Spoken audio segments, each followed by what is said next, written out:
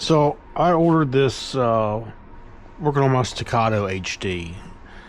I ordered this Atlas 2011 trigger bow with a flat face short trigger, and didn't do my research to know that it would not work in the HD 2011 because of this geometry here.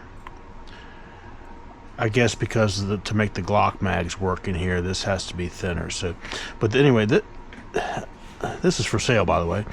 So this is your standard 2011 trigger bow, and I like the Atlas design because it's got that screw there, so you can do a few threads one way or the other to position the trigger in a different spot a little bit, and.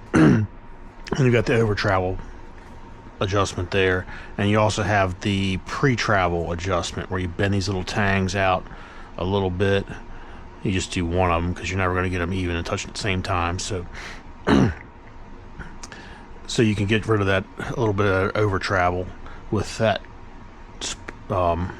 trigger assembly there. This is the one that came in the Stacatto HD. This is the 4.5 that I have. There is no over travel adjustment.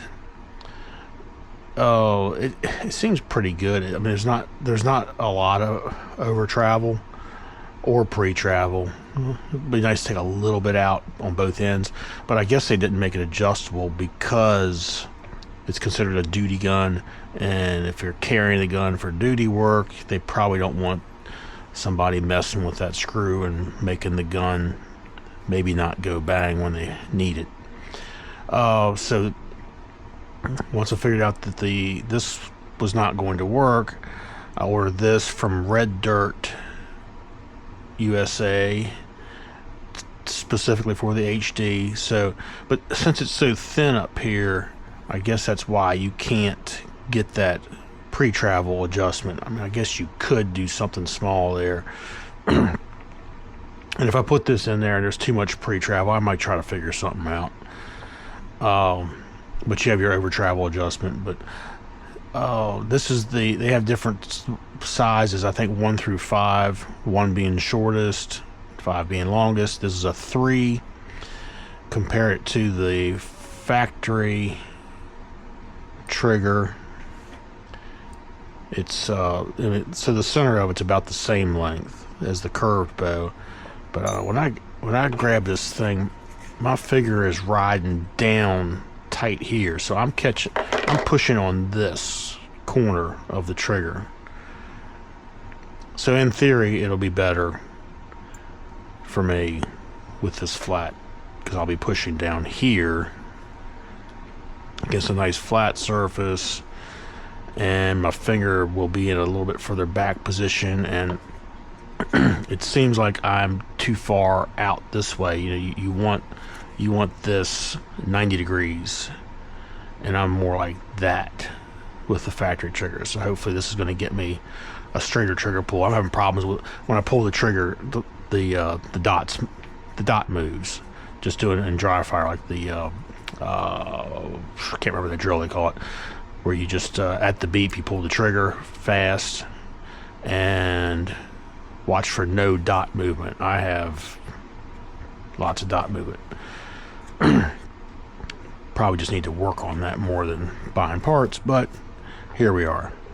So I'm going to put this in, and this thing, I think it's going to work just without any fitment. They say with the polymer ones, you got to like take a file and get those corners squared up down in there to make it work right, but this thing drops in there, and what you want is it to just fall like that.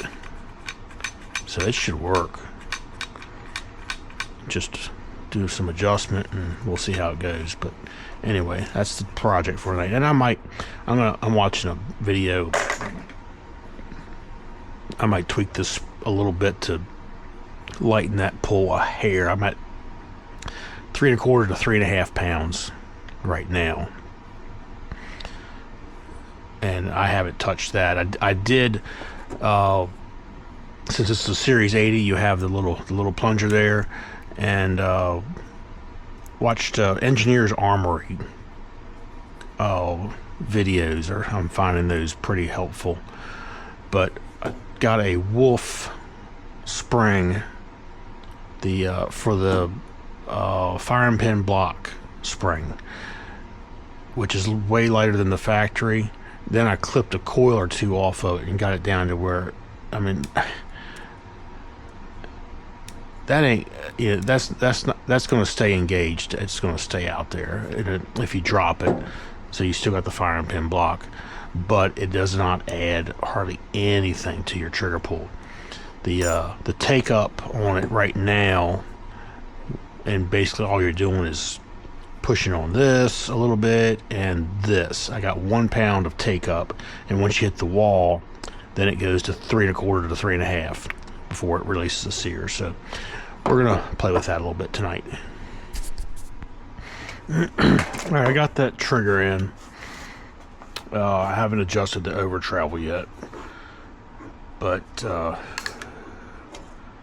I did tweak my sear spring a hair.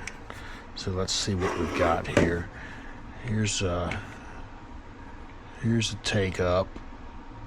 We're right at 1 pound there still. Didn't mess with that. And 2 1/2, 2 3/4, 3, right at 3 pounds, and I was 3 1/4, so it wasn't consistent. It was 3 1/4 to 3 1/2. It's kind of hard to tell exactly with it gauge, so I got enough 3 1/4 pounds. I'm pretty happy with that. So 3 pounds, that's right at 3. Now let's see how much over travel I have here. I'm just going to use this because keep my finger out of the way. So there's the wall. Good bit of pre-travel.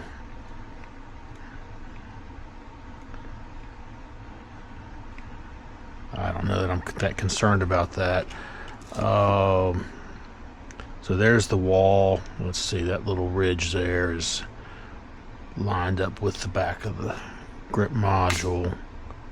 So it has, right now it has like, the over travel is from here to there.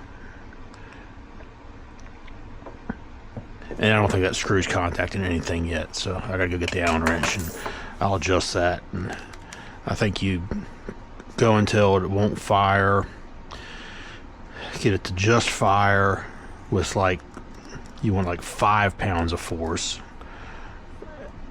set it off, and you go like 3/4 of a turn back out to give you a little bit of safety net. So that's what I'm going to do now.